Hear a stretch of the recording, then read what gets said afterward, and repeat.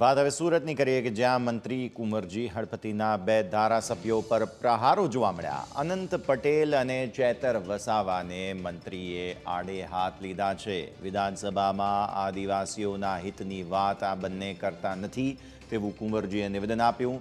જે nursing college ચલાવે તે માત્ર પ્રવેશ આપવાનું કામ કરે છે, ત્યારે ભણ્યા વગર કેવા ડૉક્ટર બને તે તમે સમજી શકો છો તેવો આક્ષેપ કુંવરજીએ લગાવ્યો છે। તેમણે કહ્યું છે કે અમારે લાયકાતવાળા ડૉક્ટર અને નર્સ બનાવવા છે।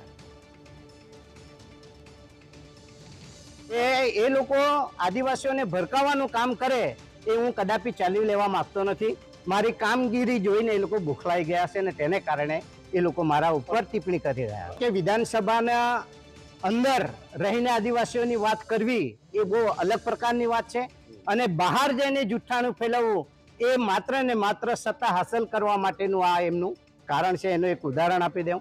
એમણે જ્યાં જ્યાં જાય ત્યાં એક જ વાત કરે છે કે ફીસીપ કાર્ડ ભારતીય જનતા પાર્ટીની સરકારે બંધ કરી છે, પણ હું આજે જાહેર સ્ટેજ ઉપરથી કહેવા માંગુ છું કે અમે એક પણ ફીસીપ કાર્ડ અમારા આદિવાસી ભાઈઓ બહેનોની બંધ કરવા માંગતા નથી। હા, પણ એવી ફીસીપ કાર્ડ બંધ થશે કે જે લોકો શરૂઆતના વર્ષમાં એટલે કે શૈક્ષણિક વર્ષના પહેલા દિવસે ફી ભરવા માટે લોકોને દબાણ કરતા હોય ને પછી અમારો ફીસીપ કાર્ડ યુઝ કરે અને માત્ર પરીક્ષા આપવા માટે જતા હોય તેવી સંસ્થાનો અમે ફીસીપ કાર્ડ બંધ કર્યા છે।